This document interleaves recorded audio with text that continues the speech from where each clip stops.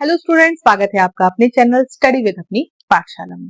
तो जैसा कि आप देख रहे हैं, हम जवाहर नवोदय विद्यालय की यहाँ पर प्रिपरेशन कर रहे हैं, जिसमें आज हम एक नए विषय से जुड़ेंगे जो कि हमारा रहेगा मैथ्स। यदि आप हमारी वीडियोस को डेली फॉलो करते हैं तो आपने देखा होगा कि हमने रीजनिंग और हिंदी की वीडियो स्टार्ट कर दी है, जो कि आपकी प्रिपरेशन के लिए बहुत ही हेल्पफुल होंगी। तो आज हम देखेंगे हम अपनी जो कि नए चैप्टर या नए विषय जो कि मैथ से आज आपको परिचित कराएंगे कि हमारे मैथ्स में या अंक गणित परीक्षण में क्या क्या क्वेश्चंस आएंगे। और पहले चैप्टर से आज हम शुरुआत करेंगे। तो चलिए देखते हैं हमारा पहला चैप्टर कौन सा है। संख्या एवं संख्यात्मक पद्धति, नंबर्स एंड न्यूमेरिक सिस्टम हम देखेंगे। तो यहाँ पर हमें क्या क्या पढ़ना है इसको पहले समझ लेते हैं। संख्याओं को लिखने एवं पढ़ने की पद्धतियां पढ़ेंगे। कौन कौन सी प्रणाली होती है, 3 प्रकार की है। भारतीय गणना प्रणाली, अंतरराष्ट्रीय प्रणाली और रोमन प्रणाली। भारतीय गणना मतलब इकाई, दहाई, सैकड़ा, 10,000, लाख, 10 लाख, इस प्रकार से करोड़, इस प्रकार से आगे बढ़ते जाते हैं। और अंतरराष्ट्रीय में इकाई, दहाई, सैकड़ा, फिर मिलियन, ट्रिलियन, बिलियन, इस प्रकार से हम आगे बढ़ते हैं। और रोमन अगर आप नहीं जानते हैं तो हमें इसको भी आपको बताएंगे किस प्रकार से हमें इसको पढ़ना है। जैसे पहला आप देख पा रहे हैं, भारतीय गणना प्रणाली को हिंदू अरबी गणना प्रणाली भी कहा जाता है। ये संकेत हिंदू अरबिक अंक कहलाते हैं, जो कि 0, 1, 2, 3, 4, 5, 7, 8 तथा 9 है। इन संकेतों की सहायता से हम बड़ी से बड़ी अथवा छोटी से छोटी किसी भी प्रकार की संख्या का निर्माण कर सकते हैं। इस प्रणाली में संख्याओं को लिखने के क्रमशः इकाई, दहाई, सैकड़ा, हजार, 10,000, 10 लाख, 10 लाख, करोड़, 10 करोड़ इत्यादि संकेतों का हम उपयोग करते हैं। अब इकाई दहाई कहाँ से शुरू होती है, हमारे राइट साइड से शुरू होती है। इस प्रकार से हम अपने अंकों को पढ़ते हैं, ना कि यहाँ से पढ़ते तो हम ऐसा है, लेकिन लिखते कहाँ से है, इकाई तरफ से, राइट साइड से। जैसे यहाँ पर लिखा हुआ है, देखिए कैसा, इकाई मतलब इकाई की जगह पर 6, दहाई की जगह 1 और सैकड़े की जगह पर 7, हजार की जगह पर 3 और 10,000 में 2, मतलब 10,000 में यहाँ पर कौन सा स्थान है, दूसरे का। फिर लाख में 5, 10 लाख में 2 और करोड़ में 3 और 10 करोड़ में 4। तो इस पूरी संख्या को हम कैसे पढ़ेंगे, 43 करोड़ 25 लाख 23,716, इस प्रकार से हम इसको पढ़ेंगे, है ना। क्योंकि ये 10 करोड़ है तो इसको हम एक साथ मिलके पढ़ेंगे।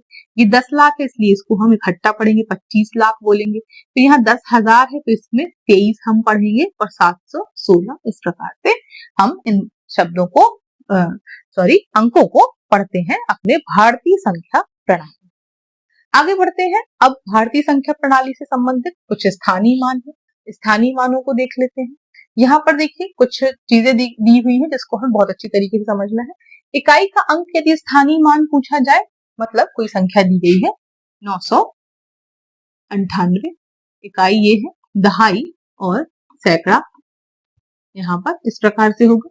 तो अगर कोई पूछे 8 का स्थानीय मान, तो यहाँ पर इकाई की संख्या पर है इसलिए 8 ही होगा। कोई पूछ ले आपसे 9 का स्थानीय मान, तो यहाँ पर 90 हो जाएगा, क्योंकि ये दहाई की संख्या पर, दहाई के बाद एक संख्या क्योंकि बनी हुई है इसलिए यहाँ पर उतने ही 0 बढ़ते जाएंगे। यहाँ पर देखा दहाई के अंक का स्थानीय मान, क्या होगा, 10 होगा और सैकड़े का 100 हो जाएगा। जितने हमें आगे डिजिट दिखते जाएंगे उतने ही 0 आगे बढ़ते जाएंगे। तो इसके बाद देखिए हजार के बाद 1000 हो जाएगी। अब दशमलव यदि किसी संख्या में लगा हुआ है उसका अब स्थानीय मान निकालना है। तो यदि दशमलव है उसके बाद जितने भी अंक हैं, तो अब उन 3 या 4 अंकों में, मतलब दशमलव है उसके बाद 3-4 अंक हैं, उन 3-4 अंकों में से किसका स्थानीय मान पूछा जा रहा है, उस पर गौर करने वाली बात यहाँ से हम देखेंगे। जैसे कि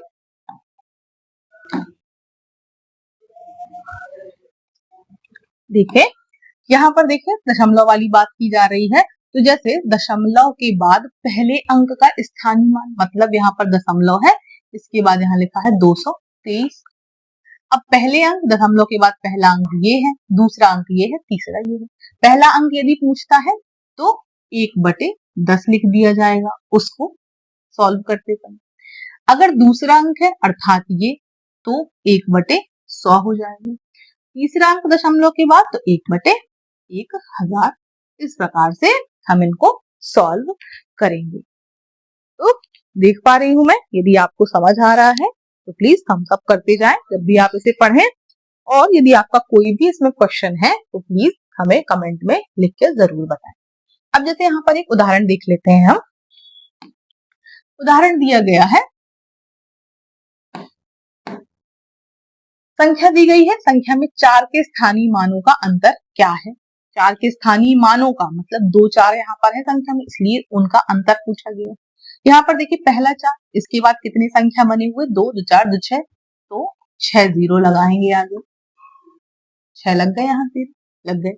इसके बाद एक 4 यहाँ बना हुआ है, उसका भी स्थानीय मान बोल रहे हैं, तो एक इस 4 के बाद कितने डिजिट हैं, कितने अंक हैं, 3 अंक हैं, तो कितने हम पहला 4 लिख देंगे, उसके बाद 3 और अंक है तो उतने ही 0 यहाँ लिख देंगे। अब हमारा ये पहले वाले 4 का स्थानीय मान है, ये दूसरे वाले 4 का स्थानीय मान है, ठीक है। अब हमें क्या करना है, इनका अंतर निकालना है, तो अंतर क्या है, हम इनको घटा देंगे, घटाने के बाद हमारा उत्तर आ जाएगा 10 में से 4 गई 6, 9 9 और 3। इस प्रकार से हमारा ये स्थानीय मान का अंतर निकाला। अब यही देखिए संख्या हम बोल रहे थे कि स्थानीय मान कौन सा है, दशमलव वाला। यहाँ दशमलव के बाद किसका, 8वें का बोल रहा है, स्थानीय मान हमें निकालना है।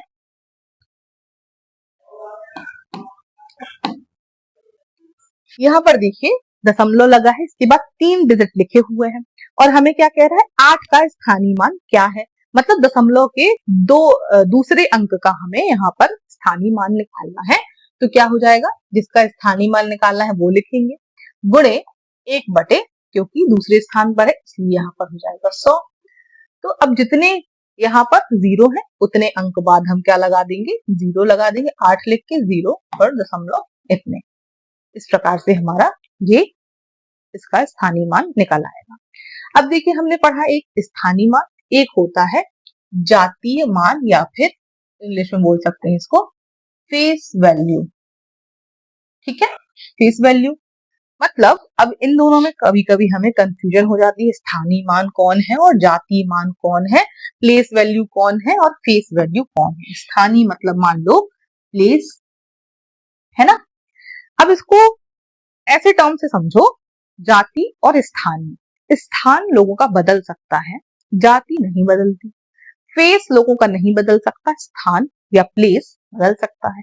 तो इन दोनों चीजों से इसको प्लीज याद रखो कि फेस वैल्यू मतलब किसी की जातीय वैल्यू या किसी अंक की जातीय वैल्यू कुछ नहीं होती, वही अंक होता है। यदि कोई बोले कि 8543 में 5 की फेस वैल्यू क्या होगी, तो क्या होगी, 5 ही होगी, कुछ और नहीं हो सकती। अगर यही पूछ लूं मैं कि 5 का स्थानीय मान क्या होगा, तो 5 के बाद 2 अंक है तो 500 क्या हो जाएगा, इसका स्थानीय मान हो जाएगा। तो यहाँ पर आप समझ पा रहे होंगे कि प्लेस वैल्यू और फेस वैल्यू या स्थानीय मान या जातीय मान मैंने कैसे समझाया। ये ट्रिक जरूर याद रखें कि स्थानीय मान प्लेस वैल्यू जिसको हम चेंज कर सकते हैं, लेकिन जाति मान या फेस वैल्यू जिसको हम चेंज नहीं कर सकते वो एज इट इज ही रहती है, मतलब 5 है तो 5 ही रहेगा। जैसे यहाँ पर देखिए प्रत्येक अंक का जाति मान क्या होगा 7831 में, तो 7 का देखिए सॉरी इकाई अंक चलेंगे तो 1 का 1 होगा, 3 का 3 होगा, 8 का 8 होगा, 7 का 7 होगा। इस प्रकार से हमने देखा स्थानीय और जातीय मान किस प्रकार से हो सकते हैं। आगे बढ़ते हैं, यहाँ पर पूर्ववर्ती और उत्तरवर्ती लिखा है, इसको अनुवर्ती भी हम बोलते हैं। अनुवर्ती मतलब एक आगे जोड़ना।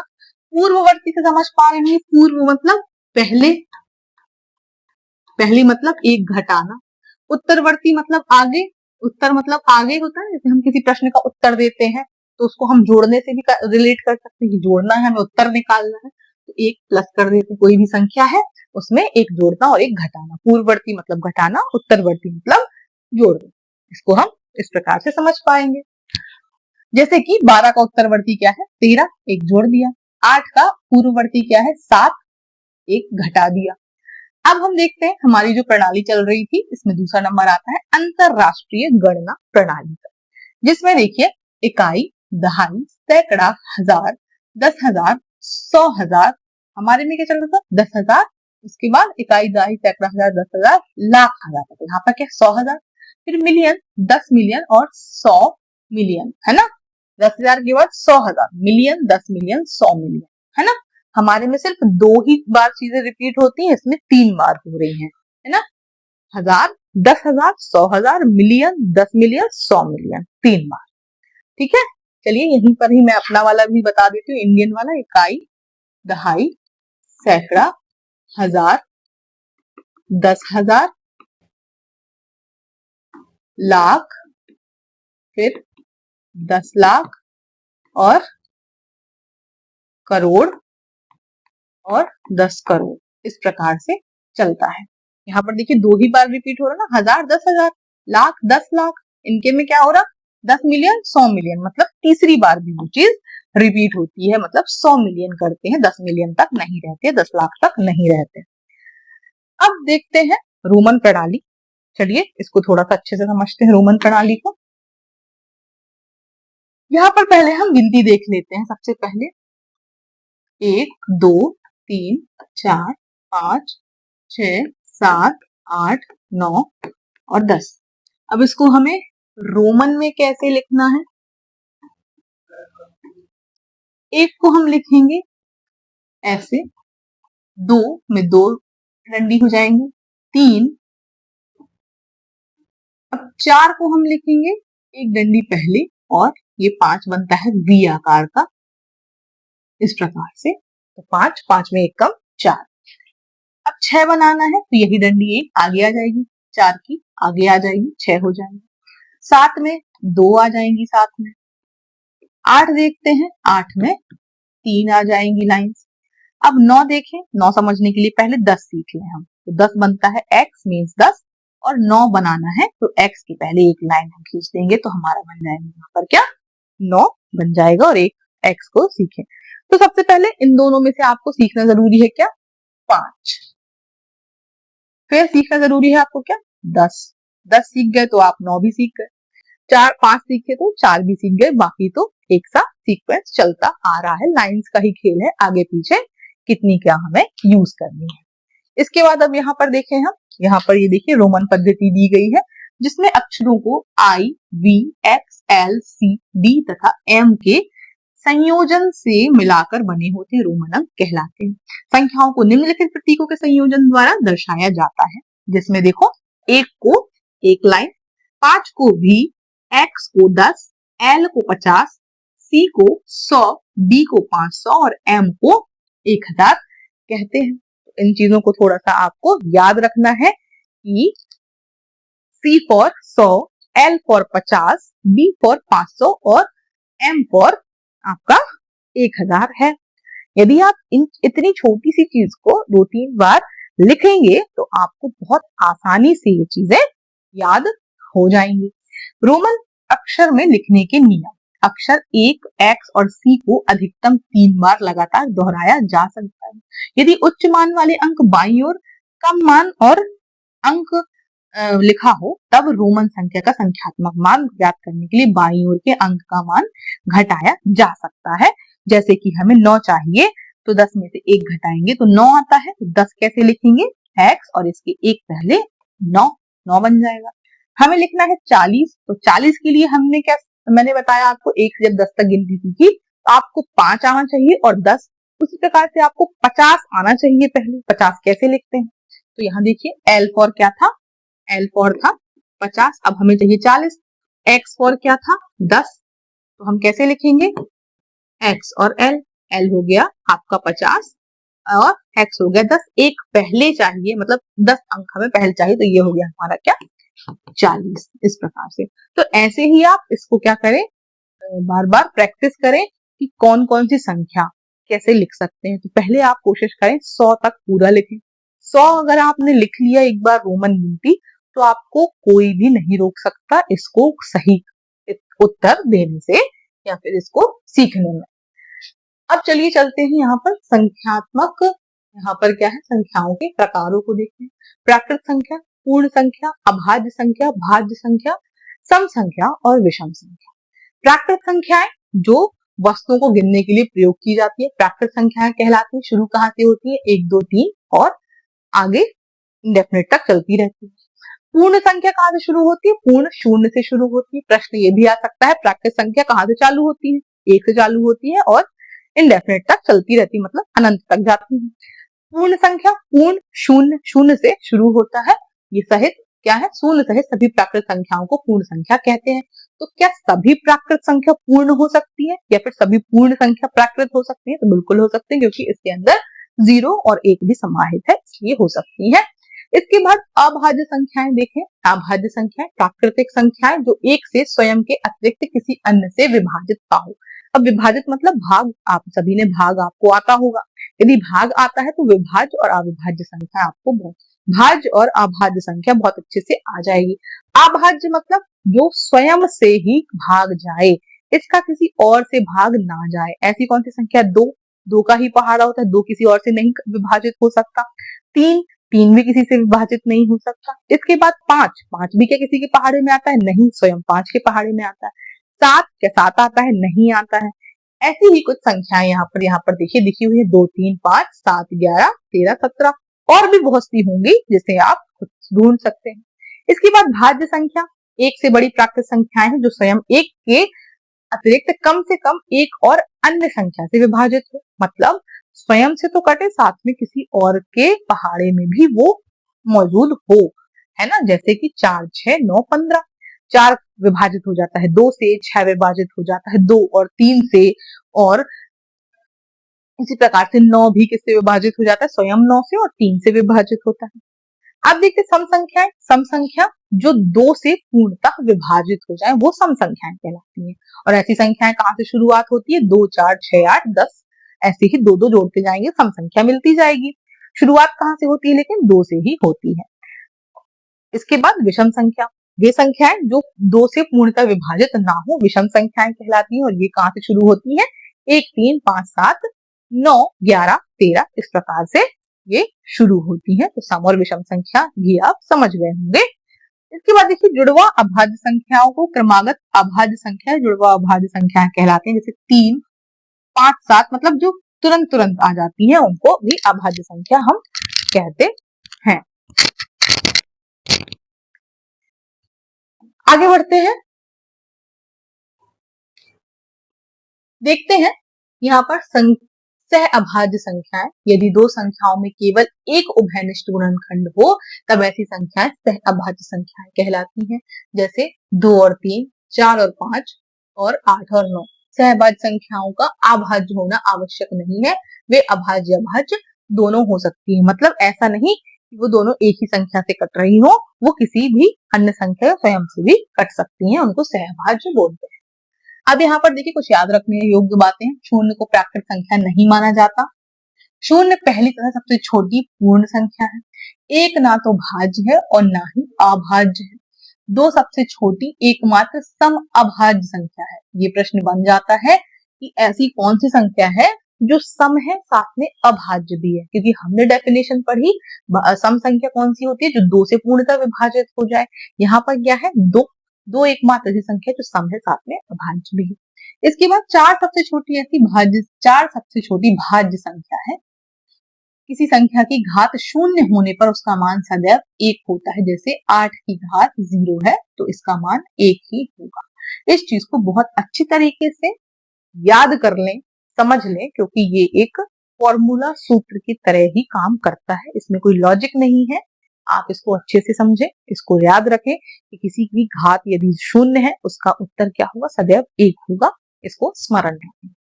इसके बाद चलिए देखते हैं, कुछ उदाहरण दिए गए हैं तो इन उदाहरण में समझ लेते हैं। भारतीय प्रणाली में शब्दों में लिखना है हमें। शब्दों में क्या लिखना है? इसको लिखना है 95,876 को लिखना है। तो कहां पे लिखा है? 95,876। ये देखिए संख्या को भारतीय शब्द प्रणाली में 95,876 लिखा जाएगा। अब अंक में यहाँ पर लिखा है 70,364, 70,364 देखना है आपको। तो 70,364 ए नंबर का उत्तर हो जाएगा। ये देखिए यहाँ पर इकाई दहाई बनी हुई है। आप इस प्रकार का कॉलम बना के कई बार रिवाइज करिए, प्रैक्टिस करिए, ताकि आप इस चीज को समझ पाए। इकाई, दहाई, सैकड़ा, हजार, 10,000, क्योंकि हमें चाहिए 70,000 मतलब 10,000 ही कॉलम चाहिए, मतलब 10,000 तक। तो इकाई, दहाई, सैकड़ा, हजार, 10,000 तक आप बनाए। इसको फिर इकाई के स्थान पर आप 64 को लिखें तो 4, 6, सैकड़े में आ जाएगा 3। अब क्या बोले 70,000 तो 7 और 0 आप बना दे ताकि हमारी ये संख्या हमें प्राप्त हो सके। क्वेश्चन नंबर 3 देखेंगे, उदाहरण 56,89,32 को अंकों में हम कैसे लिखेंगे। तो चाहे तो आप इस प्रकार से यहाँ पर बॉक्स बना लें, इकाई, दहाई, सैकड़ा, हजार, 10,000, लाख, 10 लाख, करोड़ और 10 करोड़, क्योंकि 56 करोड़ है मतलब हमें 2 की डिजिट में चाहिए। तो 56 करोड़ 89 लाख, 56 करोड़ 89 लाख देखिए हमें इन दो जगह में दिख रहा है। 89 लाख 32 को, तो 89 लाख 32 यानी बी ऑप्शन हमारा हो जाएगा।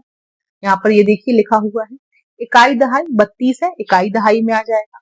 फिर छूटे हुए स्थान में सैकड़ा, हजार, 10,000 आ गए क्योंकि बीच में कोई भी डिजिट नहीं है। इसके बाद लाख, 10 लाख में 89 आ जाएगा क्योंकि दो मिलकर ही 10 लाख बनते हैं। इसके बाद 56 जो है वो कहा है करोड़ और 10 करोड़ से मिलकर हमें 56 करोड़ 89 लाख और 32 मिला है हमें। इस प्रकार से हमने यहाँ पर इसको देखा।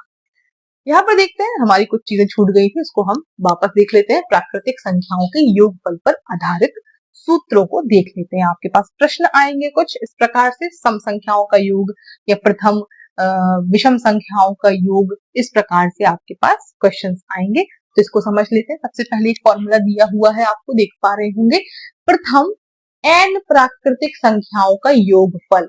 तो ऐसा आता है, तो n प्लस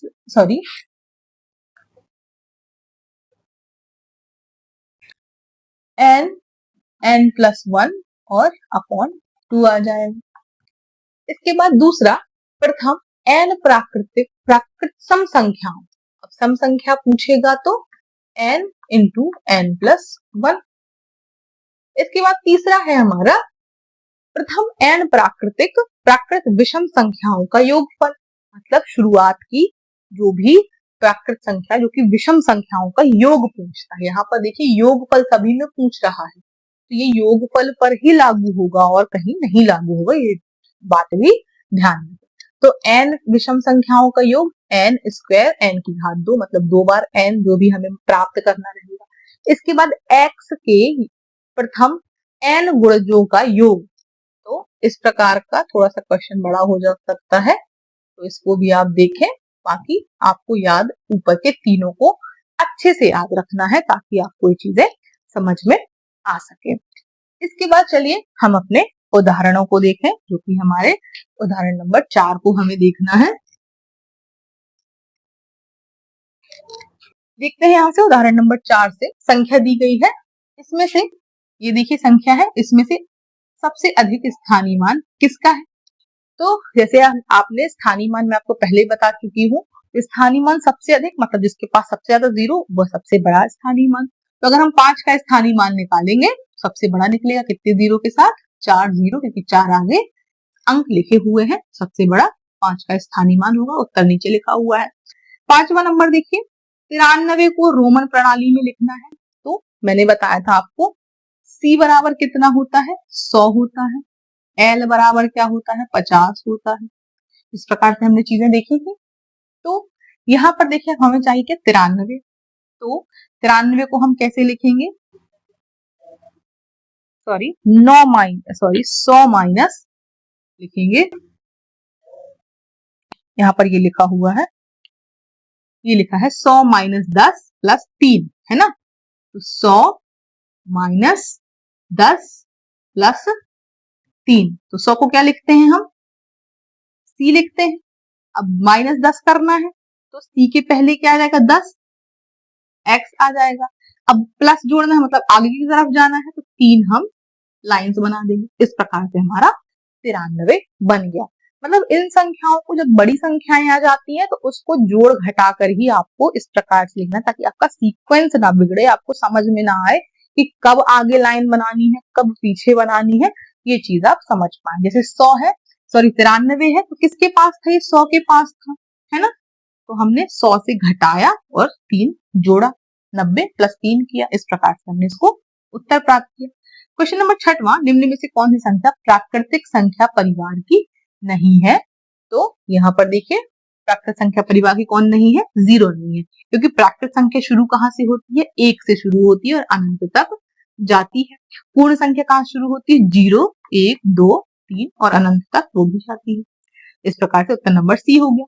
अब प्रश्न नंबर 7वां है, प्रथम 50 प्राकृतिक संख्याओं का योग। अब हमने क्या देखा था? प्रथम क्या बोल रहा है ये? 50। अब यहाँ पर प्राकृत संख्याओं का योग क्या था? ये हमारा फॉर्मूला था, ये लगा हुआ है n इंटू n+1 अपॉन 2 लगा हुआ है। तो हमें पहले क्या करना पड़ेगा? n हमें निकालना पड़ेगा। n हमें निकालना पड़ेगा, तो किस प्रकार से हम निकालेंगे इसको हम देख लेते हैं। यहाँ पर ये देखिए 50 है, क्योंकि पहले से देखा 50 हमें निकालना है, तो 50 इंटू 50+1 इस प्रकार से हम यहाँ पर निकाल लेंगे। 2 का भाग यहाँ दे देंगे, 2 दूनी 4, 2 पंचे 10, अंदर जैसे ही इंटू करते हुए इसको निकाल लेंगे तो हमारा आ जाएगा 1275। इसके बाद प्रश्न नंबर 8वां, 5 अंकों की बड़ी से बड़ी संख्या तथा छोटी छोटी संख्याओं का योगफल कितना होगा? तो 5 अंक की छोटी से छोटी और बड़ी से बड़ी संख्या को हम कैसे निकालेंगे? तो इसके लिए हम एक चीज समझ लेते हैं। सबसे पहले सबसे छोटी और बड़ी संख्या, तो यहाँ पर लिखते हैं पहले एक हमारी 1 अंक की सबसे छोटी संख्या है और बड़ी है 9। इसके बाद 10 हमारी छोटी संख्या है 2 अंक की, 99 2 अंक की बड़ी संख्या। इस तरफ देखिए छोटी और इस तरफ बड़ी। इसके बाद यहाँ पर 3 अंक की सबसे छोटी संख्या और 3 अंक की सबसे बड़ी संख्या, 4 अंक की सबसे छोटी संख्या, 4 अंक की सबसे बड़ी संख्या। तो ये चीज आपका हमेशा फॉलो होगा। अगर छोटी पूछ रहे हैं तो उतने 0, बड़ी पूछ रहे हैं तो उतने 9 हम बढ़ाते जाएंगे। इस प्रकार से आ जाते हैं हम अपने प्रश्न की तरफ। यहाँ पर लिखा है 5 अंक की सबसे बड़ी तथा सबसे छोटी छोटी संख्याओं का योगफल कितना होगा? तो ये यहाँ पर देखिए 5 अंक की सबसे बड़ी संख्या 5 बार 9 और 5 अंक की सबसे छोटी संख्या तो 10,000 लिख दिया, इन दोनों को जोड़ दिया, आ गया हमारा 1,09,999 उत्तर आ गया। प्रश्न नंबर 9वां है, बड़ी से बड़ी तथा छोटी से छोटी 5 अंकों की संख्या है जो इन अंकों से मिलकर बनी हो। तो यहाँ पर देखिए अंक है 0, 2, 7, 6 और 8। तो इनसे हमें क्या करना है? बड़ी से बड़ी और छोटी से छोटी संख्या बनानी। तो बड़ी संख्या बना लेते हैं सबसे पहले। बड़ी संख्या बनाने सबसे पहले बड़ी आएगी 8, उसके बाद 6 नहीं 7 बड़ा है, 7, 6 और 2 0। 0 हमेशा बाद में ही रखते हैं तभी वो संख्या बड़ी होती है। इसके बाद अब 0 का अब ये बड़ी संख्या होगी, अब हमें बनानी है छोटी संख्या। तो छोटी के लिए हम क्या करेंगे? सबसे पहले इनमें सबसे छोटा देखेंगे, 0 नहीं करेंगे, 0 के अलावा जो भी छोटी है उसको करेंगे। तो इन चारों में 2 छोटा है, इस प्रकार से यहाँ देखें 2, इसके बाद 2 के बाद 6, 7, 8 2 के बाद 0 भी तो आएगा, 0 छूट गया क्योंकि 0 हमेशा सेकंड नंबर पे है। कभी भी छोटी संख्या में यदि 0 अगर आपकी डिजिट्स में है तो 0 सेकंड नंबर पे आएगा। इसके बाद आएगा आपका 6, 7 और 8। इनका क्या करना है? हमें बड़ी से बड़ी संख्या जो जब तक दोबारा ना आए इसका क्या करना है? हमें अंतर निकालना है। ये देखिए यहाँ पर हमने बड़ी संख्या का निकाला, छोटी संख्या, इन दोनों को आपस में घटा दिया जिससे हमें 66,942 प्राप्त हुआ। आई होप आपको इस पाठ की शुरुआत समझ में आ गई होगी। अब इसी से संबंधित हम सारे प्रश्नों को यहाँ पर, अभी तक हमने सारे उदाहरण प्रश्नों को देखा था। चलिए अब देखते हैं हम अभ्यास प्रश्नावली, जिसमें हम सबसे पहले देखेंगे प्रश्न है पहला, 6453 में 6 का स्थानीय मान तथा अंकित मान। अब हमने पढ़ा था क्या? स्थानीय मान और अंकित मान। इसको हमने कैसे समझा था? स्थानीय प्लेस वैल्यू और अंकित फेस वैल्यू, है ना? इस प्रकार से कि प्लेस सबका बदल सकता है लेकिन फेस नहीं चेंज होता, वो वही का वही रहता है। तो अब इसको हम कैसे समझेंगे? देखिए कैसे समझना है हमें। यहाँ पर अंकित मान का अंतर भी निकालना है। तो 6453 में हमें किसका? 6 का स्थानीय मान निकालना है। कितना होगा? आगे 3 डिजिट है या 3 अंक है तो 3 0 लग जाएंगे 6 के बाद। अब हमें 6 का क्या निकालना है, अंकित मान भी निकालना है। तो 6 का अंकित मान क्या होगा, फेस वैल्यू 6 की 6 ही रहेगी। अब हमें क्या करना है, इन दोनों का अंतर निकालना है। तो अंतर मतलब घटा देंगे हम। तो घटाया तो 10 में 6 गई 4, यहाँ पे 9 9 और यहाँ बचा कितना 5, तो यहाँ 5 रहेगा, तो 5994 हमारा उत्तर हो जाएगा। इसके बाद देखिए प्रश्न नंबर दूसरा है हमारा। प्रश्न नंबर दूसरे में आपको क्या दिया गया है, 1023 को शून्य का स्थानीय मान बताना है। 1023 में, 1023 में क्या कह रहे हैं, शून्य का। अब आप कहोगे शून्य है तो आगे 2 और शून्य लगा देंगे, है ना। देखिए ऑप्शन में ऐसा कहीं नहीं है, क्योंकि क्यों नहीं है कि शून्य का स्थानीय मान सदैव ही शून्य ही होता है, चाहे उसके आगे कितने भी अंक क्यों ना लिखे हो। इस बात को हमें ध्यान रखना है। शून्य का स्थानीय मान क्या होगा, कहीं भी होगा तो शून्य ही होगा। इसके बाद आगे देखते हैं, तीसरा प्रश्न है। यहाँ पर संख्या लिखी हुई है, संख्या में 8 का स्थानीय मान बताना है। तो संख्या क्या है, 5 7 4 8 7 3।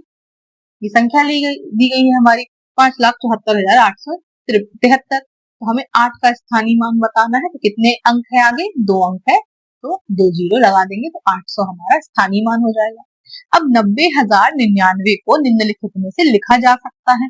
90,099 है ना, तो हमें क्या चाहिए, 90 लिख दिया हमने, 90,000 और 99, तो पहले 90,000 हम लिख लेते हैं, है ना। इस प्रकार से हम लिखेंगे 90,000। अब हमें क्या चाहिए, 99 और चाहिए, है ना। तो अब आप इसको इस प्रकार से लिख सकते हैं, 90,099। कौन सा ऑप्शन सही है हमारा, ऑप्शन नंबर डी सही है।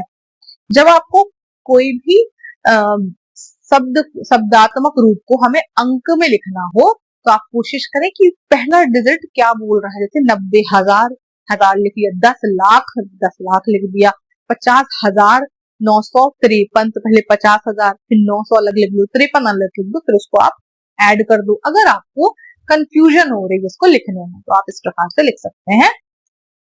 और अगर आपको आता है इस प्रकार से सीखते सीखते आपको फिर अपने आप ही ये चीजें बनने लगेंगी।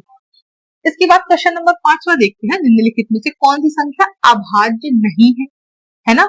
इसमें से क्या देखना है हमें, कौन सी संख्या अभाज्य नहीं। हमने पढ़ा था भाज्य और अभाज्य पढ़ा था। भाज्य अभाज्य में आपने क्या देखा था कि जो डिवाइड हो जाए किससे, भाज्य में 2 से भाज्य हो जाए, या फिर अभाज्य में जो सिर्फ स्वयं से कटती हो और किसी और से ना कटती हो। तो जैसे हम 19 को देख लें, भाज्य नहीं है बोल रहा है ना, अभाज्य नहीं है। 19 क्या है, ये स्वयं से ही कटता है, किसी और के पहाड़े में नहीं आता।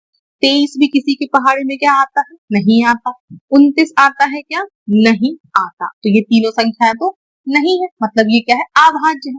अब वो क्वेश्चन क्या कह रहा है, अभाज्य नहीं है। अभाज्य नहीं है कौन, 33। देखो 3 से कट जाएगा, 3 एक कम 3, 3 एक कम 3, या फिर 11 तिया 33, 11 से भी कट जाता है। तो ये ऑप्शन नंबर डी हमारा उत्तर हो जाएगा। इसके बाद आगे बढ़ते हैं, प्रश्न नंबर 6 को देखते हैं। प्रश्न नंबर 6 में निम्न में से कौन सी संख्या एक अभाज्य संख्या है। अब अभाज्य यहाँ पे क्या है, अभाज्य नहीं है, इसमें अभाज्य बतानी है हमें, कौन सी संख्या अभाज्य होगी। तो यहाँ पर देखिए 27 किसी न किसी पहाड़े में आता है, 3 के में आता है। 77 11 से कट जाता है। 57 ये भी कट जाता है। 97 एक ऐसी संख्या है जो कि किसी के पहाड़े में नहीं आती, इसलिए यह अभाज्य संख्या है। इसके बाद 7,05,102 को संख्याक रूप में हमें लिखना है। तो कैसे लिखेंगे, इसको चाहे तो आप इस प्रकार से बना ले। यहाँ पर देखेंगे, जैसे हमने इकाई, दहाई, सैकड़ा, हजार सीखा था, किसमें सीखा था, भारतीय गणना प्रणाली में हमने सीखा था। इकाई, दहाई, सैकड़ा, हजार, 10,000, लाख और 10 लाख, हमें इतना ही चाहिए। आगे देखते हैं, कितना चाहिए था हमें, 7 लाख, 7 लाख ही चाहिए था हमें। 10 लाख जाने की जरूरत भी नहीं थी। चलिए ठीक है, लिख गया तो कोई बात नहीं। 7,502। तो शुरू कहां से करेंगे हम?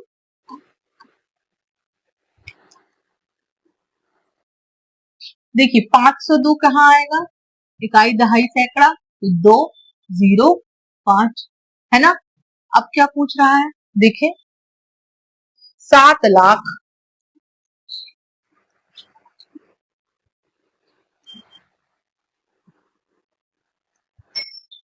अब हमें ये वाला कॉलम चाहिए नहीं क्योंकि 10 लाख नहीं चाहिए, हमें 7 ही लाख चाहिए। तो 7 यहाँ बना दिया, अब बीच में कोई संख्या नहीं इसलिए 0 0 लग जाएंगे, तो हो गया हमारा 7,502। इस प्रकार से हम इसको लिखेंगे। अब आप इसको बहुत आसानी से और भी लिख सकते थे यदि आपको पता है कितने बिंदु होते हैं 7 लाख में। तो 1 2 3 4 5 जीरो होते हैं 7 लाख में। अब कहें 7,502, 502 कैसे लिखा जाता है? पहले 500 लिख लो, फिर 2 कैसे लिखा है? तो 2 इस प्रकार से लिखा जाता है। तो 7,502। यदि आपको आता है तो इसको बहुत आसानी से आप इस प्रकार भी लिख सकते हैं। अगला प्रश्न देखते हैं। अगला प्रश्न है हमारा 50 से 100 तक की कुल अभाज्य संख्याएं बताना है। कैसे बताएंगे हम 50 से 100 तक की कुल अभाज्य संख्याएं? तो आपको क्या करना पड़ेगा? यहाँ पर लिखना पड़ेगा।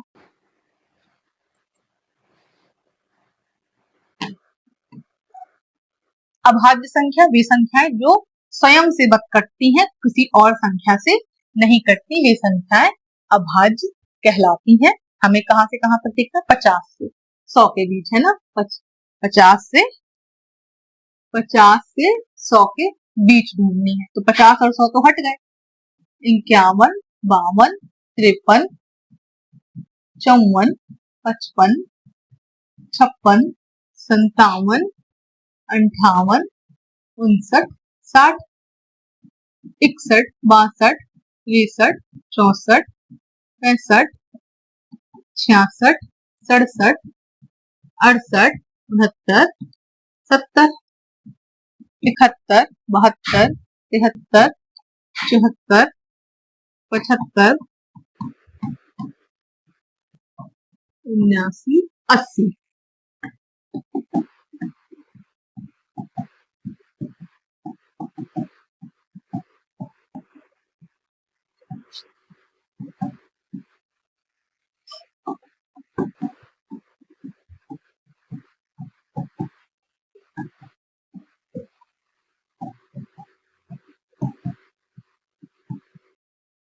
तो यहाँ तक हमने 100 तक का पूरा लिख लिया। कहाँ तक हमें चाहिए था? 100 को हटा दो, 100 नहीं चाहिए था हमें, यहाँ तक की संख्या चाहिए थी। अब अभाज्य निकालिए। सबसे पहले हम किसको हटा देंगे? देखिए 2 चीजें ध्यान रखिए, जिसमें लास्ट में 0 है और लास्ट में 5 है, वो संख्या तो ऑटोमेटिक क्या हो जाएंगी? हट जाएंगी, है ना। चलिए हम पेन चेंज कर लेते हैं ना, ताकि हमें अलग से दिखाई दे कि कौन सी भाज्य हो जाएंगी। सबसे पहले जिसमें 5 है, 5 जिसमें लास्ट में 5 और 0 है, तो 55 65 70 और 75 85 95 90 80 ये हट गए। इसके बाद जिसमें 2 है लास्ट में और 4 है, ये भी किसी न किसी पहाड़े में आते हैं, तो ये भी कट जाएंगे। ये देखिए 2 2 92 94 84 74 64 54। अब कह देंगे आप मैडम इसको कैसे करना है? तो ये सम संख्यांक है, कहीं ना कहीं ये किसी पहाड़े में आते ही आते हैं। जैसे 55 5 के पहाड़े से कट जाएगा, 11 के पहाड़े से कट जाएगा, 65 ये भी कट जाएगा 5 से, 5 एकम 5 5 की 15, 75 भी 5 एकम 5 पचम 25 से कट जाएगा। ऐसे ही 85 भी इस प्रकार से ये भी कट जाएंगे, है ना। अब हमें क्या देखना है? कौन सा विभाज्य और होता है? तो इसी प्रकार से आपको सारे देखते जाना है। अब इस लाइन में देखिए 51 भी किसी पहाड़े में, 51 भी किसी पहाड़े में क्या आता है कैसे? 5 51 को काटेंगे हम 3 से, 3 एक कम 3 3 21 ये भी कट जाता है, ठीक है। इसके बाद 61 61 नहीं 71 71 भी कट जाएगा, किससे? 3 के पहाड़े से कट जाएगा, तो ये भी हट जाएगा हमारे यहाँ से। इसके बाद 81 81 को चलिए काट के देखते हैं, किससे? 3 से, 3 दूनी 6 और 21, ये भी कट गया, 81 भी हट गया हमारे यहाँ से। 91 भी इसी प्रकार से हट जाएगा, ये भी क्योंकि डिवाइड हो जाता है। अब 5 में 53 भी ऐसे ही कट जाएगा, 56 भी क्रॉस हो जाएगा। अब सबके 6 वाले भी आप लगभग हटा ही दीजिए, क्योंकि ये भी कहीं ना कहीं डिवाइड हो जाते हैं, सबके ये भी हट गए। अब हमारे पास क्या बचा है यहाँ पे 57, ये भी डिवाइड हो जाएगा, 3 एक कम 3, 7 एक 23, ये भी डिवाइड हो जाएगा। 67 नहीं डिवाइड होगा, 3 दूनी 6 हो जाएगा, 7 बचेगा, ये नहीं डिवाइड होगा। 77 भी डिवाइड हो जाएगा 11 से।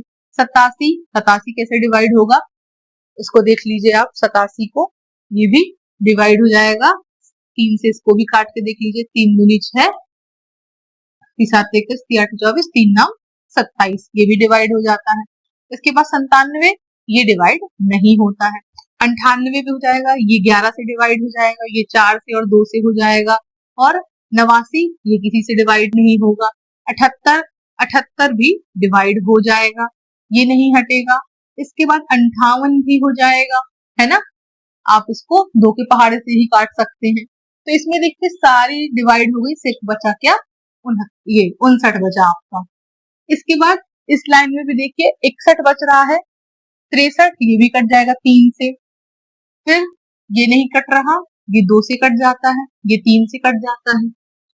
73 ये नहीं कट रहा और ये नहीं कट रहा। यहाँ पे 83 किससे कट रहा है, 83 ये भी नहीं कट रहा, और इस लाइन में ये बचा। यहाँ पे 93 बचा है, तो 93 क्या कट जाता है, बिल्कुल कट जाता है, किससे, 9, 3 3 9, 3 1 कम 3 कट जाता है। और यहाँ पे बचा हमारा 97। तो हमारे पास अब कुल कितने बचे, चलिए उसको हम देख लेते हैं। ऊपर की लाइन में हमारे पास बचा कितना, 59। सेकंड लाइन में क्या बचा, 61। 61 के बाद 67, फिर 71 की लाइन में 73 और 79। 81 की लाइन में है 83 और 89, और 91 की लाइन में हमारे पास बचा है सिर्फ 97।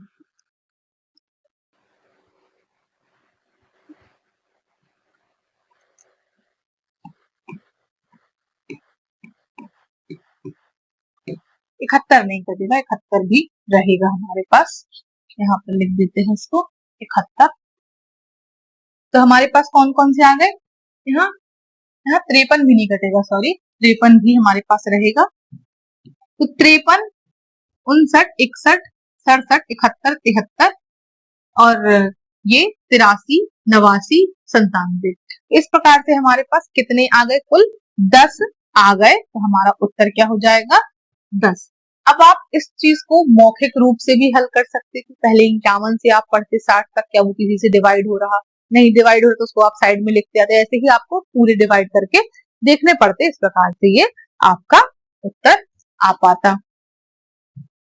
तो हमारा उत्तर क्या हुआ, यहाँ पर 10 अंक हमें ऐसे प्राप्त हुए। अब 3 अंकों की सबसे छोटी संख्या क्या होगी, 3 अंकों की सबसे छोटी संख्या मैंने आपको बताया था, 1 अंक की सबसे छोटी संख्या 1 और 1 अंक की सबसे बड़ी 9, 2 अंक की छोटी 10, 9 2 अंक की बड़ी 99, 3 अंक की छोटी 100, 3 अंक की बड़ी 99, 4 अंक की छोटी 1000 और 4 अंक की बड़ी 9999। वैसे इसने क्या पूछा, 3 अंक की सबसे छोटी संख्या आपको बतानी है, तो 3 अंक की सबसे छोटी संख्या हो जाएगी हमारी क्या, 9वें का हो जाएगा हमारा सी ऑप्शन सही हो जाएगा। अब देखिए प्रश्न नंबर 10वां। यदि आपने पूरी वीडियो को शुरू से देखा है तो हमने आपको बताया था, यदि किसी अंक की घात में 0 लगा होगा तो उसका मान सदैव 1 ही होता है। जैसे कि प्रश्न नंबर 10 में है 5 की घात 0 का मान क्या होगा, तो 1 होगा। इसके बाद प्रथम 2 अभाज्य संख्याओं का योग बताइए। प्रथम 2 अभाज्य संख्याओं का हमें क्या बताना है, योग बताना है। तो इसको हम कैसे निकालेंगे, चलिए देखते हैं। प्रथम 2 अभाज्य मतलब जो किसी से भाग ना जाए, तो पहले प्रथम क्या होगा, 1 2 3 4 5 6। अब इसी में से प्रथम हम निकाल लेते हैं। तो ये तो कोई अभाज्य संख्या नहीं होती, शुरू होती है 2 से। तो 2 सबसे छोटी हमारी अभाज्य संख्या है, तो 2 हो गया, 3 कट जाता है, और 4 भी कट जाता है और 5 स्वयं से ही कटता है, तो 2 और 5 का जोड़ निकाल, सॉरी 3 भी किसी से नहीं कटता, ये भी अभाज्य है, तो 2 और 3 का जोड़ कितना आ जाता है 5। तो हमारा उत्तर आ जाएगा यहाँ पर योग कितना होगा 5। इसके बाद प्रश्न नंबर 9वां, बड़ी से बड़ी तथा छोटी से छोटी 5 अंकों की संख्या जो अंक इनसे मिलकर बनती हो। तो चलिए इसको भी हम सॉल्व कर लेते हैं।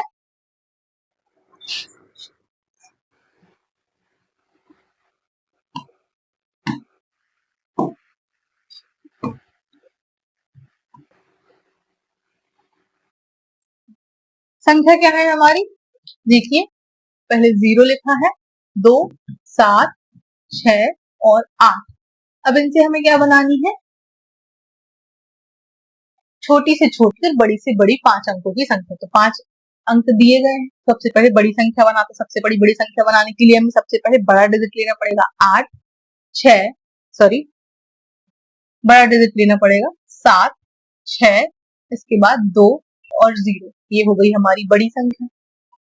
अब छोटी संख्या देखते हैं, छोटी संख्या के लिए सबसे पहले हम छोटा लेंगे, लेकिन 0 नहीं लेंगे पहले, 0 हम हमेशा दूसरे नंबर पर लेते हैं जब भी कोई छोटी संख्या बनाते हैं, यदि हमारे पास 0 उस अंकों में मौजूद है। तो यहाँ पर सबसे पहले 2 लेंगे, फिर 0 लेंगे, फिर 6, फिर 7 और फिर 8। इस प्रकार से हमारी यहाँ पर क्या हो जाएंगी, संख्याएं हो जाएंगी।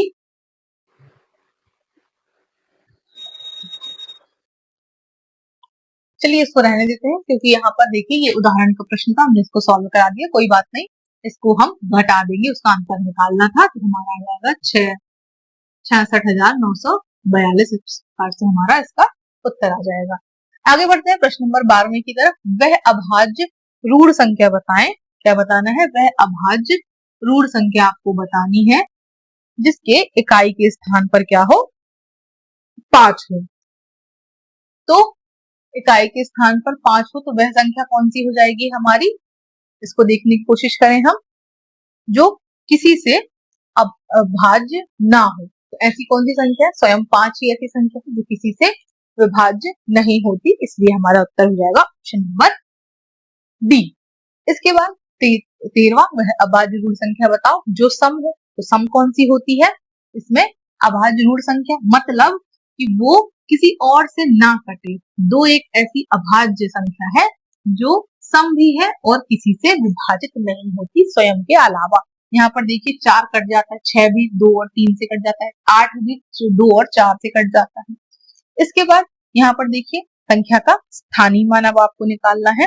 तो संख्या का स्थानीय मान कैसे निकालेंगे, आपको कई बार बता चुके हैं। स्थानीय मान यहाँ पर किसका बोल रहा है, संख्या ये है, इसमें से 3 का स्थानीय मान निकालना है। तो 3 के बाद कितने भी अंक है, 3 अंक है, तो 3000 हो जाएगा। ऑप्शन नंबर ए सही हो जाएगा। निम्न में से 3 किस संख्या में इकाई स्थान पर है, तो यहाँ पर दिख रहा है आपको हम इकाई दहाई बता चुके हैं। हमेशा इकाई दहाई कहाँ से शुरू होता है, आपके दाईं तरफ से इकाई दहाई सैकड़ा इस हिसाब से शुरू होता है। तो देखिए यहाँ पर इस तरफ से कहाँ पर 3 दिख रहा है, ऑप्शन नंबर सी में 3 दिख रहा है, इसलिए हमारा उत्तर हो जाएगा। इसके बाद 1 की घात 0 का मान क्या होगा, हमेशा 1 होता है, ये बताया था हमने। किसी भी संख्या में घात 0 है उसका उत्तर क्या होगा, सदैव 1 होगा। इसके बाद निम्न में से अभाज्य संख्या कौन सी है, अब इसको हमें कैसे निकालना है, वैसे ही हमें भाग देकर निकालना है। जो भी संख्या यदि कट जाती है, भाग विभाजित हो जाती है, वह संख्या भाज्य हो जाएगी, नहीं विभाजित होती है तो वह अभाज्य संख्या हो जाएगी। जैसे 161 है, तो ये कह रहा पहले चलिए 2 से नहीं कटेगी, 3 से काट के देखते हैं। 3 बचे 15, 1 बचेगा, 11 बच जा रहा है। तो इसमें देखिए ये नहीं विभाजित हो सकती। कौन सा नंबर का प्रश्न है हमारा, 17वें नंबर का प्रश्न है। इसके बाद 221 को भी काट के देखते हैं। 221 को हम किस प्रकार से काटेंगे, 221 को भी हम काट के देखते हैं। 3 से 3 सते 21 और 1 बच जाएगा, तो ये भी डिवाइड हो रही है। आगे चल के ये किससे कट जाएगी, 11 से कट जाएगी। इस प्रकार से ये सारी कटती जाएंगी, ऑप्शन नंबर सी हमारा उत्तर हो जाएगा। इसके बाद देखते हैं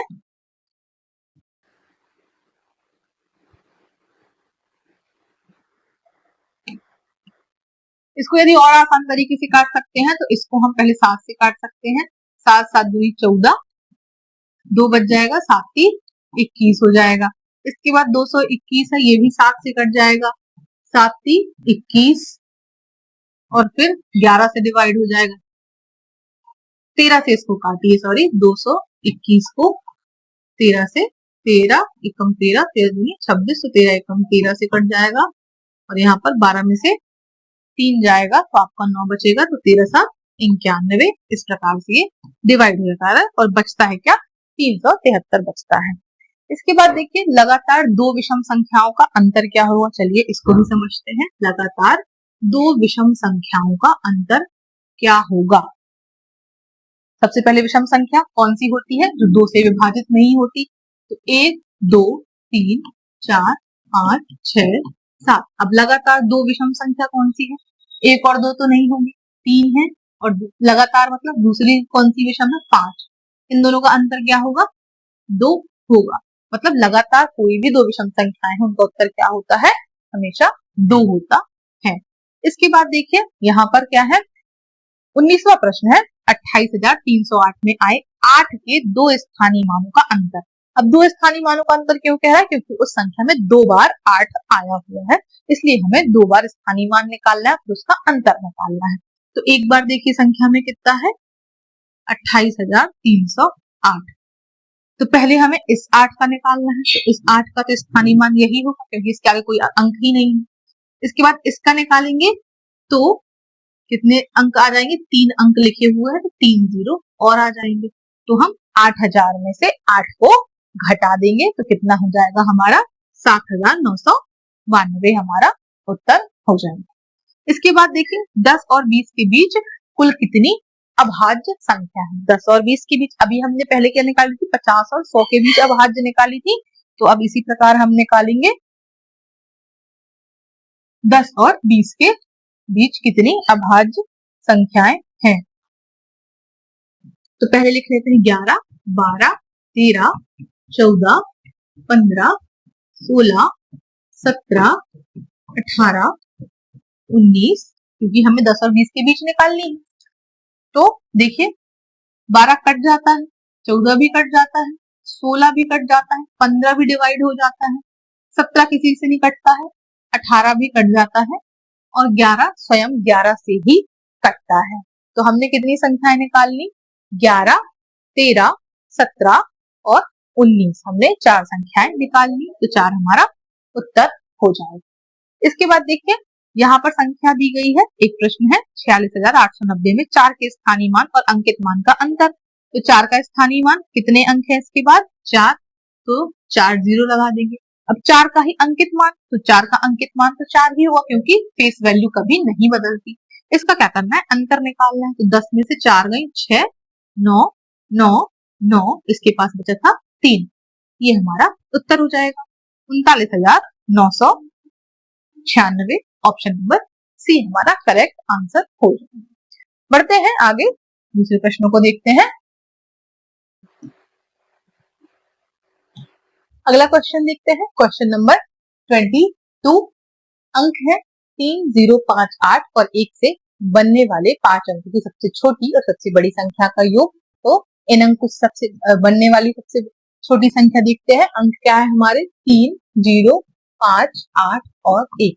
तो बड़ी संख्या क्या निकल कर आएगी हमारी, 8 5 3 1 0, ये हमारी बड़ी संख्या हो जाएगी। इसके बाद हमारी छोटी संख्या कितनी होगी, इसको देखते हैं। सबसे पहले छोटा अंक आएगा, फिर 0 आएगा, फिर 3 5 और 8। इस प्रकार से हमारी छोटी संख्या बन जाएगी। अब इन दोनों का जोड़ हमारा कितना हो जाएगा, इतना हमारा जोड़ हो जाएगा। इसके बाद हमें क्या करना है, इन संख्याओं का योग कर लिया, अब हमें इस संख्या से इसको घटाना है। ये संख्या है, अब संख्या कौन सी घटाना है, 28,576 को हमें यहाँ पर घटाना है इसमें से। तो 8 में से 6 गई 2, 16 में से 7 गई, 16 में से 7 जाएगा तो आपका जाएगा 9, 5 में से 5 गई 0, फिर यहाँ 15 में से 8 जाएगी तो आ जाएगा हमारा 7 और यहाँ पे 8 में से 2 जाएगा तो 6। तो ये हमारा यहाँ पर उत्तर हो जाएगा ऑप्शन नंबर ए। इसके बाद देखते हैं क्वेश्चन नंबर 23। 4 अंकों की सबसे बड़ी और 6 अंकों की सबसे छोटी संख्या ज्ञात कीजिए, योग ज्ञात कीजिए और प्रत्येक में 3 अंक क्या हो, भिन्न हो। मतलब हमने जो अभी कॉन्सेप्ट देखा था कि 1 अंक की सबसे छोटी संख्या, 2 अंक की सबसे बड़ी संख्या, इस प्रकार से हम 1, 9 और 10 और 99 और 100 और 999 ये हम लिख रहे थे। 1 अंक की, 2 अंक की, 3 अंक की सबसे छोटी और बड़ी संख्या। तो अब हमें क्या करना है, यहाँ पर एक चीज दी गई है कि प्रत्येक में 3 अंक भिन्न है। मतलब जैसे कि यहाँ पर है 999, तो ये तीनों अंक एक समान है। हमें क्या करना है, तीनों अंक भिन्न बनाना है। मतलब यहाँ पर 9 हो, 8 हो, यहाँ 7 हो, तो ये हो जाएगा हमारा क्या, अंक भिन्न हो जाएंगे। तो अब हमें यहाँ पर 4 अंक की सबसे बड़ी और 6 अंक की सबसे छोटी निकालनी है। चलिए देखते हैं किस प्रकार हम बनाएंगे। सबसे पहले हम देख लेते हैं क्या, 4 अंक की सबसे बड़ी। तो 4 अंक की पहले तो सबसे बड़ी संख्या कितनी होती है, इतनी, है ना, 9999। अब हमें क्या करना है, 3 अंक भिन्न करना है इसके। कितना हो जाएगा, 9, 9, 8, 7 हो गए, 3 अंक भिन्न हो गए इसके। इसके बाद हमें क्या करना है, 6 अंक की सबसे छोटी संख्या निकालनी है। तो 6 अंक की यदि छोटी संख्या देखें तो कितनी हो जाएगी, 4 और 1 6, 3 2 5 और 1 6 हो गए। ये हमारी सबसे छोटी संख्या होगी। अब हमें क्या करना है, तीनों अंक को भिन्न करना है। तो यहाँ पर 0 0 और यहाँ पर 2 कर देंगे इस प्रकार से। तो 3 अंक हो गए भिन्न, 1 हो गया 1, 0 और 2, यहाँ पर भी 3 अंक हमारे भिन्न हो गए। अब इनका हमें क्या करना है, योग कर देना है। तो इसमें से हम इसको जोड़ देंगे 9। रुकिए 1 सेकेंड,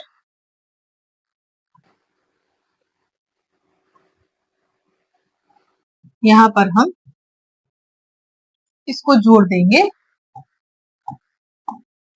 इस प्रकार से, जोड़ देंगे तो 7 2 9, 8 9 9 0 और 1, ये हमारा उत्तर हो जाएगा। तो ऑप्शन नंबर कौन सा हमारा सही है, ऑप्शन नंबर बी हमारा सही उत्तर हो जाएगा।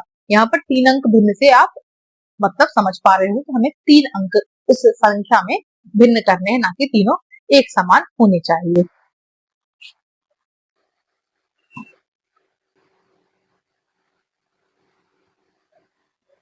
आगे बढ़ते हैं प्रश्न नंबर 24 की तरफ। 7 अंकों की वह सबसे छोटी संख्या ज्ञात करो जिसे आप दिए गए प्रत्येक अंक में इसका उपयोग करके निर्मित कर सकते हो। 5 हमें अंक दिए गए हैं, लेकिन हमें बनानी है कौन सी, 7 अंक की सबसे छोटी संख्या ज्ञात करनी है। किसमें से हमें निकालनी है, 5 1 8 0 3। अब आप इसमें कोशिश करें कि हम किस प्रकार से 7 अंक की छोटी संख्या इसमें निकाल सकते हैं। तो जैसे कि आपको बताया मैंने, छोटी संख्या कैसे शुरू होती है, 0 बस नहीं आता है, पहले हमें 0 से थोड़ा बड़ी, मतलब या तो 1 हो या 2 हो या 3 हो। तो हमारे इस अंक में हमें क्या दिख रहा है, 0 के बाद छोटा, मतलब 0 के बाद बड़ा क्या दिख रहा है, 1 दिख रहा है। अब हमें क्या करना है, छोटी बनानी है, तो ऑब्वियस सी बात है हमें 0 को ही लिखना पड़ेगा, क्योंकि मैंने बताया था कभी छोटी संख्या में 0 पहले नहीं, हमेशा पहले डिजिट के बाद लगाएंगे। हमें क्या करना है, यहाँ ऐसा तो दिया नहीं है कि किसी भी संख्या को रिपीट नहीं कर सकते हैं, तो कोई भी संख्या को हम दोबारा लिख सकते हैं। तो चलिए पहले 1 फिर 0 फिर एक और 0 बना देते हैं। इसके बाद इससे छोटा डिजिट है हमारे पास 3, फिर है हमारे पास यहाँ पर 5 और 8। इस प्रकार से हमारी 7 अंक की छोटी संख्या बन गई। तो ऑप्शन नंबर हमारा कौन सा सही होगा, ऑप्शन नंबर, सॉरी यहाँ पर अभी 6 ही अंक हुए, एक यहाँ पर और लगाएंगे, तब हमारा 7 अंक का बन जाएगा। ऑप्शन नंबर बी हमारा सही उत्तर हो जाएगा। ठीक है, इसके बाद क्वेश्चन नंबर बढ़ते हैं 25 की तरफ। 3501 में से बनने वाली सबसे बड़ी और सबसे छोटी संख्या का योग बताना है हमें। चलिए फिर से यहाँ समझ लेते हैं। 3 अंक की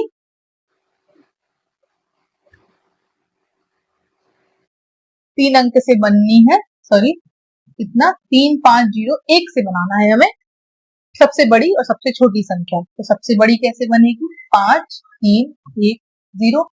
और छोटी कैसे बनेगी? 10 3 5। इनका क्या करना है? हमें योग कर देना है। 5 4 3 और 6 6345। 6345 ए नंबर ऑप्शन हमारा सही है। क्वेश्चन नंबर 26, वह छोटी से छोटी संख्या कौन सी है जिसे किसी सम संख्या में जोड़ने या घटाने पर प्राप्त संख्या हमें विषम प्राप्त होगी? छोटी से छोटी संख्या कौन सी है किसी में सम संख्या में जोड़ने या घटाने पर प्राप्त हमें क्या होगी? विषम संख्या प्राप्त हो जाएगी। तो क्वेश्चन को थोड़ा सा एक बार अच्छे से रीड करिए। क्वेश्चन आपसे क्या पूछने की कोशिश कर रहा है? कोई भी ऐसी छोटी से छोटी संख्या जिसको हम क्या करें? सम संख्या से घटाएं तो हमें विषम प्राप्त हो, मतलब हर बार हमें सम संख्या ही लेनी है। मान लो हमने लिया 4 सम संख्या होगी, इसमें से हम क्या घटाएं? कोई भी ऐसी छोटी से छोटी संख्या घटाएं जिससे हमें विषम संख्या ही प्राप्त हो। 4 में से 1 जाएगा तो आ जाएगा 3, विषम संख्या प्राप्त हो गई। 10 में से हम 1 घटा देंगे, 9 प्राप्त होगा। मतलब हमें इस प्रकार से विषम संख्या प्राप्त हो रही है। तो उत्तर हमारा क्या हो जाएगा? एक वह छोटी से छोटी संख्या होगी जिसको सम संख्या से घटाने पर हमें क्या करेगा? विषम हमेशा प्राप्त होगा। आगे बढ़ते हैं प्रश्न नंबर 27 की तरफ। 80,905 को कैसे लिखेंगे? मैंने आपको बताया था कभी भी आपको यदि संख्यात्मक रूप में लिखा है और आपको अंक के रूप में लिखना है तो कैसे कोशिश करें? जिस प्रकार से लिखा है उसी प्रकार से लिखने की कोशिश करें। सबसे पहले क्या लिखा है? 80,000। 80,000 लिख दिया हमने। फिर क्या कह रहे हैं? 905। तो 905 कैसे लिखा जाता है? 905 इस प्रकार से लिख दिया जाता है। तो 80,905 इस प्रकार आप लिख देंगे तो उत्तर हमारा हो जाएगा 80,905। ऑप्शन नंबर बी करेक्ट उत्तर हो जाएगा। इसके बाद 37015 से बनी 5 अंक की सबसे छोटी संख्या। अब सबसे छोटी संख्या बनाने का मैंने क्या रूल बताया था? सबसे पहले ऐसी संख्या जो सबसे छोटी हो, तो 1 है यहाँ पर। उसके बाद यदि हमारे अंकों में 0 है तो 1 के बाद 0 आ जाएगा, तो 0 हो गई। इसके बाद फिर कौन सी बड़ी है? इससे 3 है, इसके बाद 5 है और इसके बाद 7 है। तो इस प्रकार से हमारा इसका भी उत्तर हो जाएगा ऑप्शन नंबर बी।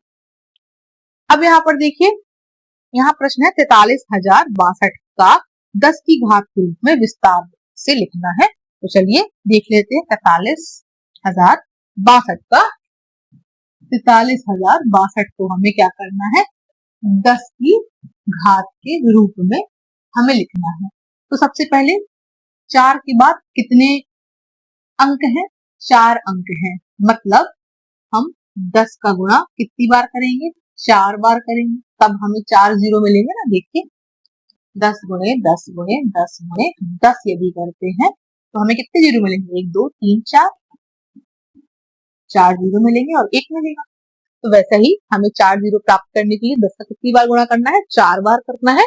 तो हमने इसको ऐसे विस्तारित रूप में लिखा। इस चीज को आप समझे। इसके बाद अब हमने क्या किया? 4 वाला हिस्सा निकाल लिया, ठीक है। बीच में प्लस आ जाए क्योंकि हमें इस संख्या को जोड़ के निकालना है ना। क्योंकि संख्या जुड़ी ही तो होती है। हम आपको लास्ट में बताएंगे किस प्रकार से। अब 3 है, 3 के बाद कितने 0 चाहिए? हमें 3 चाहिए। 10 का गुणा कितनी बार होगा? 3 बार होगा। घात जितना लिखा होता है वो उतनी बार उसका गुणा होता है। फिर प्लस निकालेंगे 0। अब 0 में तो किसी का गुणा होता नहीं है, ना कुछ जुड़ेगा 0 में। अगर जुड़ता है तो वो उतना ही प्राप्त हो जाता है, 1 या 2 जो भी जुड़ेगा। लेकिन हमें यहाँ पे क्या करना है? गुणा। तो गुणा कुछ नहीं होगा। फिर प्लस लगाते हैं। अब हमें चाहिए 6। 6 के बाद कितना अंक है? 1। तो 10 का गुणा 1 बार होगा। अब 2 के आगे कोई संख्या नहीं है, प्लस 2 हो जाएगा। इस प्रकार से हमने इसका विस्तारित रूप लिखा। अब मैं आपको ये बताना चाह रही थी कैसे हम जोड़ते हैं। तो हमें कितनी संख्या चाहिए? जैसे कोई आपको संख्यांक रूप में बोल दे कि 43,062 कैसे लिखेंगे आप? तो सबसे पहले कितना बनाएंगे? 40,000। 40,000 से मिलकर बना है। फिर 3,000 किस प्रकार से बनता है? ठीक है। और 62 किस प्रकार से बनता है? 62 आप लिख देंगे। इसको आप पूरा जोड़ देंगे तो ये संख्या हमें प्राप्त हो जाती है ना। तो हमारा ये ऑप्शन देखेंगे हम कहाँ पे मिलेगा हमें? 10 की घात 4, फिर 10 की घात 3, फिर 0। इस प्रकार से कहाँ पे मिल रहा है हमें?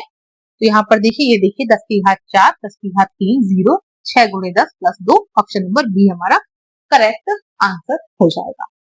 क्वेश्चन नंबर 30वां देखिए, यहाँ पर हमें डिजिट दिए गए हैं 6 2 4, 7 इन डिजिट से मिलाकर हमें सबसे छोटी और सबसे बड़ी संख्या हमें बनानी है। तो हम सबसे बड़ी संख्या पहले बनाते हैं। तो बड़ी संख्या के लिए सबसे पहले बड़ी संख्या लेंगे 7, 6, 4, 3, 2। इसके बाद छोटी संख्या किस प्रकार से बनाएंगे, क्योंकि इसमें 0 तो है नहीं, तो इसको हम पूरी संख्या को क्या कर देंगे, पलट देंगे और हमें संख्या छोटी प्राप्त हो जाएगी 2, 3, 4, 6, 7।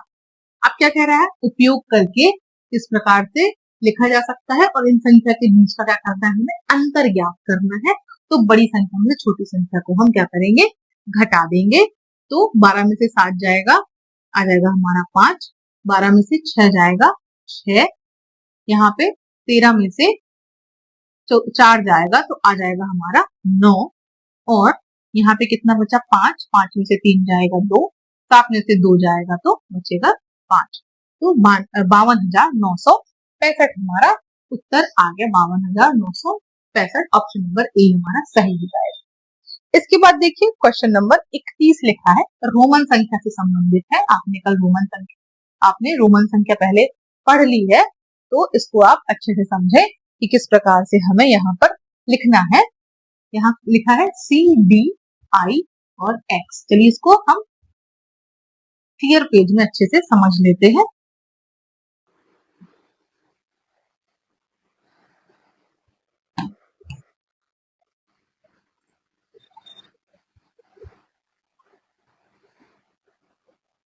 क्या है, C, D, I और X।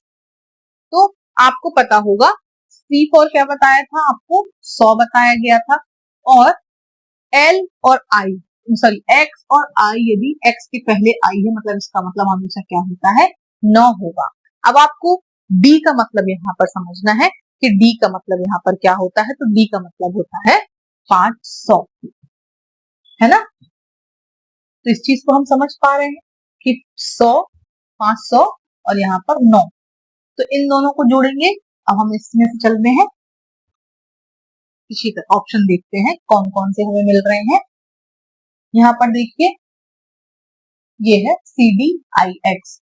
C का मतलब हमने देखा था 100, D का 500, I और X का मतलब 9, है ना। तो यदि D के पहले C है मतलब 100 कम, तो 500 में से 100 कम होगा तो इसका आंसर क्या हो जाएगा हमारा 400। और आगे क्या आ रहा है 9, तो 409। तो 409 कहाँ है, ऑप्शन नंबर C हमारा करेक्ट आंसर होगा। जब भी कोई बड़ा मतलब रोमन अंक लिखा होगा उसके पीछे छोटा लिखा होगा वो हमेशा माइनस में जाता है। जैसे 500 था, पीछे 100 था, मतलब उसको घटाया गया है, 400 बताने की कोशिश करी जा रही है। इसके बाद उसके आगे क्या लिखा है 9, तो 409 इस प्रकार से हम इसको बनाएंगे। अब देखते हैं रोमन संकेत में C को क्या कहते हैं। देखिए C फॉर क्या बताया था, 100। 100 हमारा उत्तर हो जाएगा। अब क्वेश्चन क्या है, LXXBIII लिखा हुआ है, इसको हम किससे बोध करेंगे या किससे लिखेंगे। चलिए इसको भी अच्छे समझते हैं। क्या है, LXX और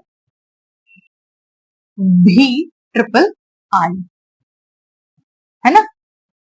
तो आपको सबसे पहले इसमें समझना पड़ेगा C फॉर 100, D फॉर 500, तो L फॉर क्या होता है, L फॉर होता है 50।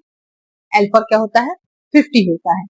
अब यहाँ पर इसको समझे, 10-10 लिखा है तो 10-10 क्या होता है, 20 होता है, XX, है ना। और आगे उसके क्या लिखा है, इसको हम पूरे को क्या पढ़ेंगे, 5-3 8, 5-3 8। तो 50, 20 कितना होगा, 70 प्लस 8 क्या होगा, 78। तो क्या हमारे ऑप्शन में 78 है, देखते हैं, बिल्कुल है। ऑप्शन नंबर डी हमारा करेक्ट आंसर हो जाएगा। इसके बाद देखते हैं संख्या की अनुवर्ती संख्या क्या है। आपने यदि शुरू से इस वीडियो को देखा है, समझा है, तो आपने पूर्ववर्ती और उत्तरवर्ती या अनुवर्ती समझा है। तो पूर्ववर्ती मतलब एक पहले, उत्तरवर्ती एक बाद में, वैसे ही अनुवर्ती है मतलब एक प्लस करना है। तो 16,540 में एक जोड़ेंगे तो 16,541 हमारा उत्तर हो जाएगा। एक हमें प्लस करना है यहाँ पे। अब दिए गए अंकों में, अंक यहाँ दिए गए हैं, बनने वाली सबसे बड़ी संख्या बताना है 8 अंक की संख्या। तो क्या 8 अंक है? 3, 3, 6, 7, 8। हाँ बिल्कुल है, 8 अंक है हमारे। चलिए इससे हम बड़ी संख्या बनाते हैं। तो इसमें सबसे बड़ी संख्या पहले कौन सी? 8। इसके बाद 7, 7 के बाद 5 देखिए 2 बार रिपीटेड है तो 2 बार आ जाएगा, नहीं सॉरी 6 भी आया है, 6 हो जाएगा। इसके बाद 2 बार 5 आ जाएगा, 8 हो गया, 7 हो गया, 6 हो गया और 5 भी 2 बार हमने रिपीट कर लिया। इसके बाद आ जाएगा 2, 1 और 0। तो क्या हमारा ये कहीं ऑप्शन है? देख लेते हैं। 8, 7, 5, 2, 1, 0। ऑप्शन नंबर डी हमारा इसका उत्तर हो जाएगा। क्वेश्चन नंबर 36 को देखते हैं। 1 से लेकर 20 तक की सभी सम संख्याओं का योगफल ज्ञात कीजिए। अब हमने कुछ फॉर्मूला पढ़े थे, उनको यहाँ पर याद करने का समय है कि 1 से लेकर 20 तक की सभी सम संख्याओं का हमें योगफल ज्ञात करना है। तो हम किस प्रकार से याद करेंगे? तो आपकी यदि फॉर्मूला याद है तो कुल सम संख्याओं का योग हम कैसे ज्ञात करते हैं? 1 से 20 तक की याद करना है तो कितनी सम संख्याएं होती हैं? तो पहले हम 20/2 मतलब पहले n निकालेंगे यहाँ पर। तो चलिए देखते हैं किस प्रकार से इसको निकालना है।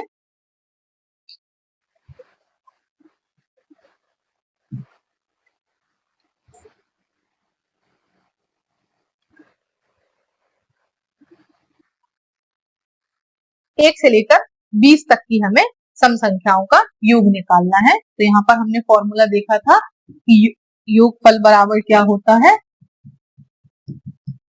n इंटू n+1 होता है।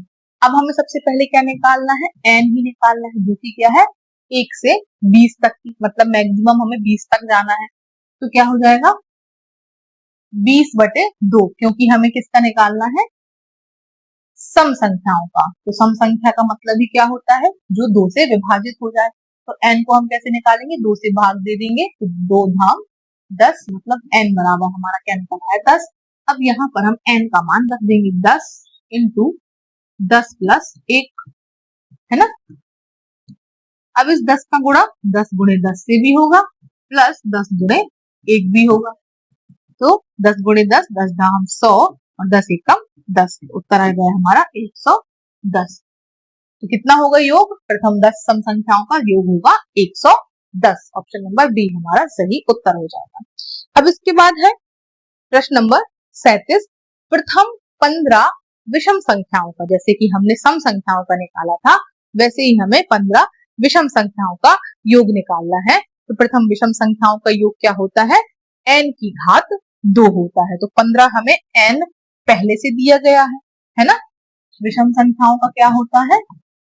वो भी क्या है? प्रथम लिखा हो, प्रथम विषम संख्या का योग। हमेशा योगफल में ही सूत्र बनते हैं। तो n की घात क्या हुआ? 2 हो जाएगा। तो n की घात 2, तो n पहले से दिया है, n बराबर क्या है आपका 15, 15 की घात 2। तो यहाँ पर निकाला, सॉरी ऐसे नहीं लिखेंगे इसको, n बराबर है 15।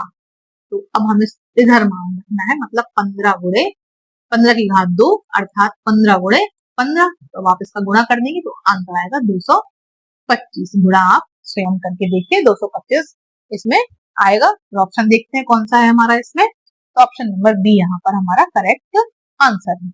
अब हमें निकालना है क्वेश्चन नंबर 38 में 50 से 90 के बीच सभी अभाज्य संख्याओं का योग कितना होगा। तो जैसे हमने यहाँ पर निकाला था, देखिए ये क्या करना था, यहाँ पे भी हमने 50 और 100 के बीच अभाज्य संख्या निकाली थी। अब हमने क्या क्वेश्चन पूछा है कि 50 से 90 के बीच जो अभाज्य संख्या होंगी उसका योग निकालना है। तो हम यहाँ पर देख लेते हैं, जैसे कि 50 से 90 के बीच जाना है, मतलब हमें इसके आगे नहीं जाना है, यहाँ से यहाँ तक। तो क्या है 53, 59, 61, 67, 71, 73, 89, इस प्रकार से 83 और ये भी लास्ट का हो गया। अब इस सबको आप जोड़ देंगे, इसका जो भी योग आपको मिलेगा ये हमारा क्या हो जाएगा, उत्तर हो जाएगा। तो इसको आप इसको जोड़ सकते हैं, 635 इसका आंसर आएगा। आप इसको जोड़ें तो यही हमारा क्या हो जाएगा, उत्तर हो जाएगा 635। ऑप्शन नंबर डी हमारा उत्तर हो जाएगा। तो इसी के साथ हमने यहाँ पर देखिए सारे क्वेश्चंस कैसे सॉल्व किए हमने। तो आई होप आपको ये वीडियो और ये मैथ्स के सारे क्वेश्चंस बहुत अच्छे से समझ में आए होंगे। यदि कहीं पर भी आपको डाउट लगता है तो प्लीज कमेंट सेक्शन में लिखकर हमें जरूर बताएं। और हमारे नवोदय की सीरीज में जुड़े रहने के लिए हमारे चैनल पर विजिट कीजिए। सारे यहाँ पर सब्जेक्ट के वीडियोस चालू हो चुके हैं, आप इनको देखिए और अपनी पढ़ाई को बहुत ही स्ट्रॉन्ग बनाएं। और हमारे चैनल को लाइक शेयर सब्सक्राइब करना ना भूलें। Thanks for watching.